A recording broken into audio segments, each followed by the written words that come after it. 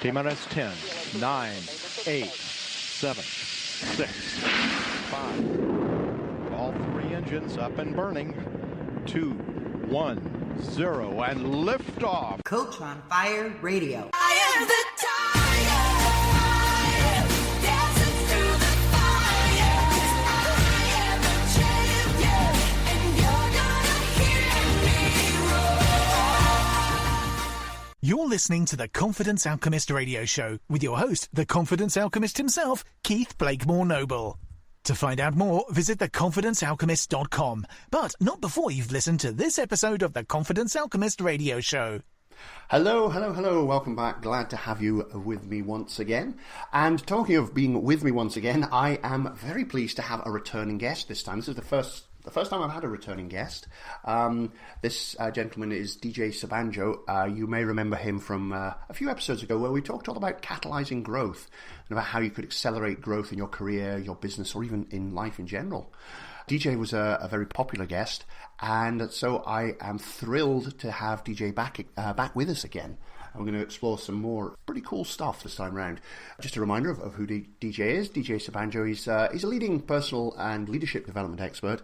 He's also an author, a speaker, a coach, and a consultant. He's been engaging, inspiring, and developing people around the globe for over 15 years. He's driven by a divinely inspired mission to teach, train, inspire, and motivate everyone who comes in touch with him. And his aim is to get them to live more productive and effective lives. His core message is maximize living, which is it's all about being the best person, business, or organization that you could possibly be. And he delivers results-oriented programs in the areas of tactical people skills, leadership skills, sales and marketing skills, and strategic personal business growth. On the family front, he is very happily married to his sweetheart Buki, and together they have two lovely children. That is DJ. So without any further delay, please let me welcome DJ. DJ, are you there, sir? Yes, I am, Keith. Thanks for having me. Really excited to be back here with you again. Thank you so very much for having me. My absolute pleasure. It's always great to chat with you, either on the show or outside the show. DJ and I have worked together on a few things before, and DJ has been my mentor in the past as well. So I know he has a lot of great stuff to share with us, and he is someone that I trust very, very deeply, which is why I've been delighted that he's agreed to come back on the show. So DJ, what have you been up to since we last spoke on the show? Well, a few things. I had to sit back and just look at restructuring my business. One of the things that I had, what I decided to do is I wanted to structure the business in a way that I could be, I structured the business in the past in a way where it was doing extremely well, but I had to be physically showing up consistently. So I just had to step back and restructure the business, based on the future that I desired to enable me to really scale it. So I've had to step back a little bit and focus on, people call it working on the business so I've been doing a lot of work on my business, if I could call it that. So been very quiet on some fronts where I used to be very, very actively visible while I've been working on a few things. And another thing that I've been working on, which I'm really excited about, is this concept which I'm taking to the marketplace, which is called non-selling buyer conversations. And there's a play on the word convert and conversations there, if you got it. So non-selling buyer conversations. And the whole idea is it's just helping people to be able to convert buyers without selling. In fact, one of the things I tell people is don't sell, because selling actually hurts your conversions. But I'll explain, if we do get the chance, I'll explain that in some more detail. So that's what I've been doing a lot of work on these days. I've been running workshops. I've been working with organizations in order to help them convert more buyers, get more people to buy into their solutions without actually selling. So that's the big thing I've been working on over the last few months. Nice.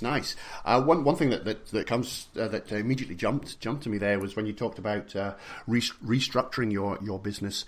It's great to see you've been doing that, because I know from speaking to a few other people, or speaking to some other people, they kind of get their business to a certain point, and then somebody suggests to them, in order to grow, you need to restructure and sort of take a step back and see what's working, what's not working, and so on.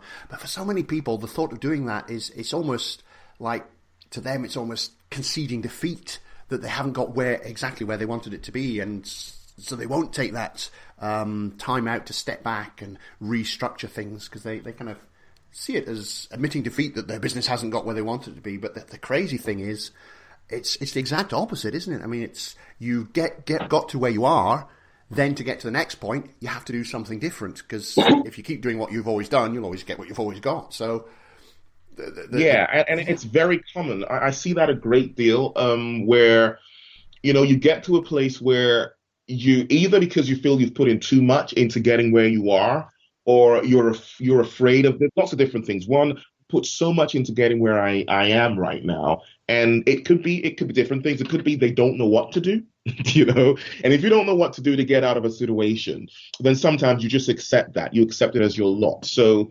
and that's one reason why a lot of people, they just don't know what to do to restructure. There's another thing. Some people don't know how to get help. And because they don't know how to, I say get help, they don't know how to ask for help is the right way to put it. They don't know how to ask for help, and so they're struggling. They're not sure how to get out of the situation, and so they find themselves there and they stay there. And another thing is, what are people going to say? And that's another thing is we're so conscious of what people are going to think or say, we don't make the right decisions for ourselves. And I did have to make some very, very major decisions. I did have to walk away from some things that were working. And the reason why I had to walk away from these things that were working was simply because they were working, but I didn't enjoy the lifestyle. So it was working, but I had to live I had to style my life in a certain way in order to make this work. And I didn't like it. Now I could do one of two things. I could stay there because it was working, or I could step back and say, I don't like this. And, I have I don't know when I'm going to leave the planet, but I know I'm going to leave. So I have limited time. I've got to make sure that, I'm enjoying my life. And so I had to do that. Thankfully, I was able to identify what to do, because for some people, they know that I need to change things. They don't know what they need to change. And so they just have to stay where they are and just keep ticking by. So I do hear and I do acknowledge, and it is true. And I think I'm just thankful that, one, I have good people around me who I was able to say, look, I'm looking to do this, and who encouraged me to go ahead and do it. And and it was quite scary, because this is where you first have to lose stuff in order to build. So I had to let go of, stop doing certain things that were working for me financially, because yes, they were working, but it wasn't my ideal lifestyle. And I've had to start working on restructuring things in a way that are more intentional, not just about my income, which was my focus before, but also my lifestyle. I know a lot of people talk about this, about planning your lifestyle in the beginning, but sometimes when you're in business, your first objective is to make money, right? And then you're making the money, realizing, okay, I'm making the money, but I don't really like my lifestyle. And that's where I got to.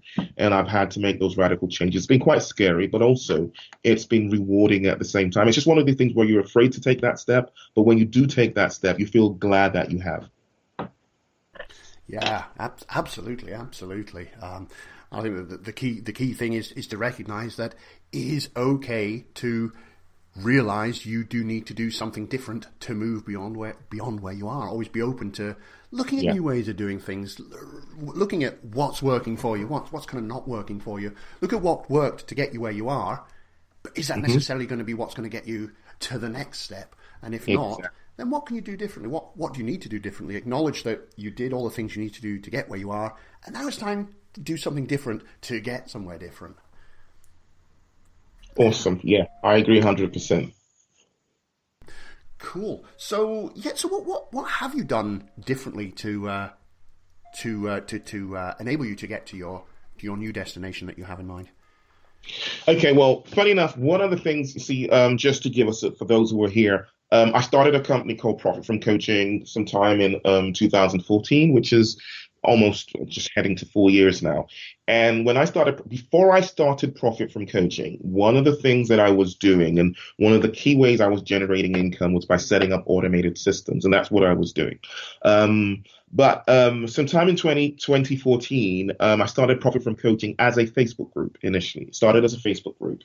Everything else evolved from that Facebook group. And it was great fun. It was a very simple way for me to be able to get some traction, and I was getting traction. I was getting clients with ease off of the Facebook group. And I just began to drop a lot of the other things that I was using in the past. So I stopped setting up and building automated systems, and I was doing more of what we call just showing up. So you show up regularly, you're creating content regularly, you're engaging within your community regularly, you're showing up on social media consistently, and you do create a buzz, especially if you have already built a bit of a following. You do create a buzz, you do, and that was what I was doing. And so for a few years, I was just, I'll just show up regularly. I'll just do weekly webinars. I would do regular daily videos in my group, and I would just share regular content and do all that. And off the back of that, every now and again, make offers. And I was consistently generating buyers, and it was working. Was generating 5 figures a month, and it was great. But the challenge really was I lost my dad, 2016, and sometime in 2017, I think it really hit me, and I just had to step back from a lot of what I was doing. And then I realized something. I had, for the last 3 years prior to that time, literally been building a business around me. Not around my expertise, but around me. What I mean by that is I'd literally built a 5-figure a month business that required that I show up. It required that I be visible. It required that I be present. It was me showing up consistently, engaging and connecting. And don't get me wrong, I enjoyed it. But it's the fact that my business was dependent on that. That was the mistake. So when I just didn't feel like at the time, because I just was in that place where I was grieving, it began to impact on my business. And then I'd realized a lot of the stuff that I used to have before, which really helped me a great deal, which was automated marketing systems where, yes, where it was a business I built around my expertise, but now you could build a business around your expertise where you create content, you set up and you build funnels where the content is used to establish belief, and then people then go on to buy. And this is all automated, or at least semi-automated. I know that kind of works. If you remember, you actually, like you said, you and I worked together, and it was through an automated system that you came on board, and a few others. But I'd abandoned all of that, and I'd gone down the easier route of just show up regularly and doing all that. And I understood how the mistake I'd made when I just had to step back for a couple of months, and it impacted on my income considerably. And that was when I realized, okay, DJ, you've got to restructure, or else you're going to be trapped here, and you won't even be able to, you won't be able to leave this thing and build something else because you've built this around you. So what I decided to do is free myself from profit from coaching so I can do other things, and free profit from coaching from me so it can thrive and grow without me having to be present. And so that's what informed that decision to restructure. And that's kind of, so what I've been doing is I've started working, and I'm working on setting up these systems, these automated and semi-automated systems. And that's, we've got a few of them working right now. And this year I'm working on at least 4 more automated systems. You might call them funnels, and you could call them that, but just really putting these in place so that the business can grow without me. And then I can then, the business no longer needs me to be present all the time. And that would free me up to then do a lot of other things, which I do intend to do this year. So that's it. That's the story. Fair amount of change there then. A fair amount of change. Yes. Yeah. Okay. Something I just want to remind seasoned listeners will be aware of this, that regardless of what we're talking about in any of these episodes, the stuff works across so many different contexts and on so many different levels. And today, DJ and I, a lot of what we're talking about is very much business related. And when you listen and just allow it all to sink in, a lot of the stuff that's also coming through will apply to you in other areas of your life, in other contexts, whether you're in business or not. So I would just encourage anyone who's perhaps not in business and thinking, I don't know if this is going to be of relevance to me. Just sit back, relax, enjoy the show, allow your unconscious to pick the bones of what's going on here, and realize how so much of this applies in so many different other ways to other aspects of your life. Just something to think about. I just want to remind any new listeners, just encourage you to sit back and let all this stuff in, and just over time you'll start to realize how this really does affect many other areas of your life as well. So even though we are talking business, we're not just talking business, if you know what I mean. Very, very true.